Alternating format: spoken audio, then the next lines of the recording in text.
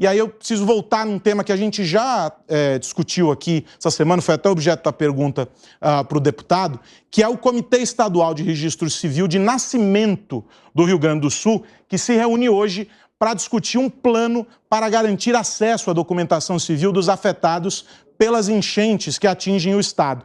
O ministro dos Direitos Humanos, o Silvio Almeida, ele se reuniu com o presidente do TJ do Rio Grande do Sul, Alberto Delgado Neto, para discutir a questão. Por causa das enchentes, como a gente já falou aqui, ontem, inclusive, uma moradora enfatizou isso para o Bruno Pinheiro, as pessoas deixaram as casas com a roupa do corpo, basicamente. Não deu tempo de pegar nada. E aí não tem documentação, você não tem uma série de coisas. E isso cria uma situação muito complexa. Óbvio que, como o deputado destacou, a condição de emergência agora é uma situação prioritária resgatar as pessoas, mas esse é um ponto muito importante para viabilizar aquela que infelizmente sempre aparece, que é a burocracia, né, Piperno? Claro, porque as pessoas, por enquanto, elas estão quase na condição de mortos-vivos para, enfim, burocracia, para esse mundo mais documental. Imagina, por exemplo, uma pessoa dessa querendo daqui a pouco, quando a água baixar, querendo fazer uma operação de crédito. Mas como é que ela vai obter esse crédito se ela não tem documento, se a existência formal dela não está lá documentada, né?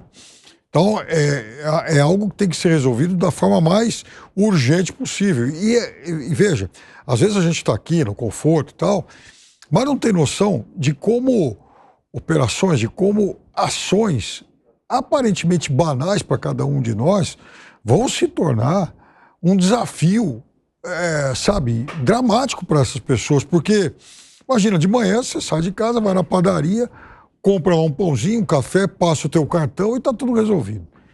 Você imagina uma pessoa nessa região, sem documentos, cartões, sem acesso a nada, querer, por exemplo, comprar um pouquinho de pão em qualquer lugar, sendo que ele não vai ter dinheiro, ele não vai ter carteira, ele não vai ter nada. Ele não vai ter nem como provar que ele é ele. Como cidadão, ele não existe no Estado hoje. Passa a ser um morto-vivo. Agora, veja, só uma coisa, só um adendo que eu queria fazer em tudo que a Bia mostrou. E aí, nessa parte final, mostrou-se então o jornal, a antiga sede do jornal Correio do Povo. Correio do Povo, muito bem. Se abre o jornal Correio do Povo agora, principal manchete, até comentava com o Segré antes de começar o programa. Leite admite transferência de localidades inteiras, mas não sinaliza mudança na política ambiental. Ou seja, o governador hoje disse mais ou menos o seguinte: olha, tem regiões que não vai dar para levar a população de volta. Nós vamos ter que fazer agora um esforço hercúleo que vai exigir um volume imenso de investimentos para arrumar outras localidades para colocar esse pessoal para morar. Porque, assim, acabou terra, vizinhança. Aí na tela pra gente, tira a tarja, por favor, Vitinho. A manchete, a capa do portal do Correio do Povo, a que se refere o Fábio Piperno. A Leite admite transferência de localidades inteiras, mas não sinaliza mudança na política ambiental. Tá aí, portanto, que o Piperno destacou. É isso, porque tem cidades que vão praticamente, muitos bairros, né, praticamente deixar de existir. Dá a sensação que foi uma cidade que foi engolida pela água, muitas vezes por alguma represa, como tem acontecido, em que cidades inteiras passam para outro lugar, mas eu fico pensando, e é difícil colocar na pele das pessoas, mesmo que seja apenas com a solidariedade, mas pessoas que perderam as suas lembranças, que observam o céu desejando um pouquinho de sol, para secar mesmo alguma coisa e tentar a possibilidade de regressar aonde eles deveram sair. São 70 mil pessoas, mais de 70 mil pessoas que foram resgatadas. Imagina a quantidade de pessoas, 1.900.000 que foram atingidas por essa catástrofe e que muito provavelmente parte dessas pessoas não poderá voltar à sua casa. Então deixaram aí as suas pertences, as suas lembranças. E muito interessante isso de ter a possibilidade de ter um documento para voltar a se sentir pelo menos cidadãos e poder começar de aos poucos a normalidade em termos pelo menos das suas operações bancárias para conseguir comprar um pão, mesmo que seja. E eu fico pensando o que de registros oficiais também, porque não vou me ignorar que o Brasil digitalizou-se, mas não por inteiro. Então, há uma porção de registros em cartórios que ainda não estão em sistemas online. O que pode ter sido perdido como registro de propriedade, por exemplo, ou de qualquer outra questão, em documentações que estão debaixo d'água agora que a gente não sabe? Essa questão, que é a burocracia, ela vai se apresentar dentro, em breve, Dávila, como um gargalo importante para fazer isso que eles estão dizendo. A gente precisa entender quem é quem, o que é de quem aqui nesse contexto, né? É um desafio. Com certeza, mas também é uma grande oportunidade. Crise sempre traz oportunidade. E uma oportunidade é justamente esse, é acelerar o processo de digitalização de documentos e dados oficiais. Hoje o Brasil ainda é uma loucura. Você tem o GovBR, você tem o cartório que não está integrado, você não tem o cadastro único que está integrado. Tem que integrar tudo isso. A Índia, que é um país também, como nós, emergente, cadastrou mais de 1 bilhão de pessoas. E todos os dados estão cadastrados lá. Então, se aconteceu uma tragédia natural, a pessoa só, o reconhecimento facial, voltam todos os dados que estão ali. Então, essa unificação de banco de dados, de cartórios, é fundamental que isso ocorra de maneira célere. O Brasil ainda está na idade da pedra.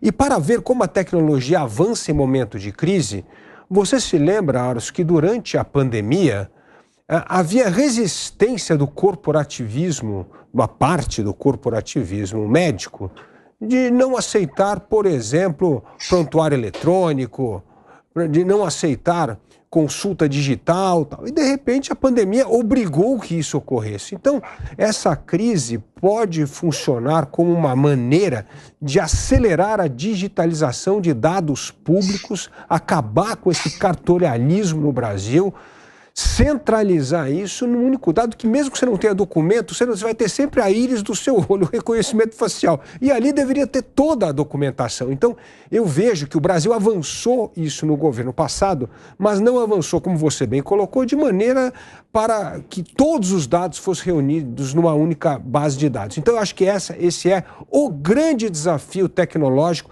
aí sim, para a tecnologia servir ao cidadão e diminuir a burocracia. Ô Alangani, e esse é um ponto importante quando a gente fala em burocracia.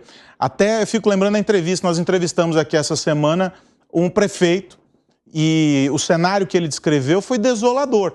Então essas prefeituras têm agora a oportunidade, né, como o Dávila coloca, de serem inseridas e mapeadas em um contexto em que elas tenham condição de entrar no século XXI, né?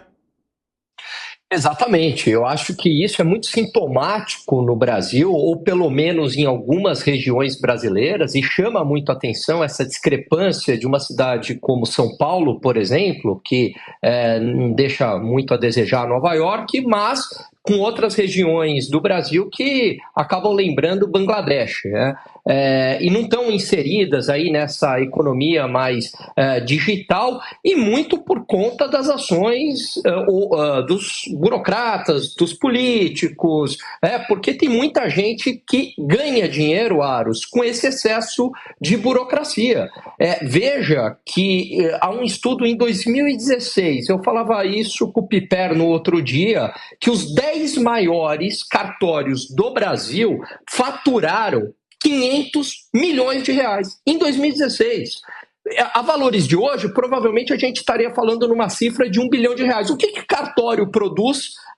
Nada, absolutamente nada. Não é que o cartório foi lá e produziu, sei lá, uma capa de celular, nada, um relógio, nada, absolutamente nada. Ele produz ele é um intermediário, né, que nem deveria existir, mas que acaba drenando recursos da sociedade. Então, concordo com o Dávila, é uma ótima oportunidade, justamente, infelizmente, numa crise, mas para acelerar alguns tipos de mudança, entre elas, reduzir a burocracia que penaliza muito o cidadão e a atividade econômica aqui no Brasil.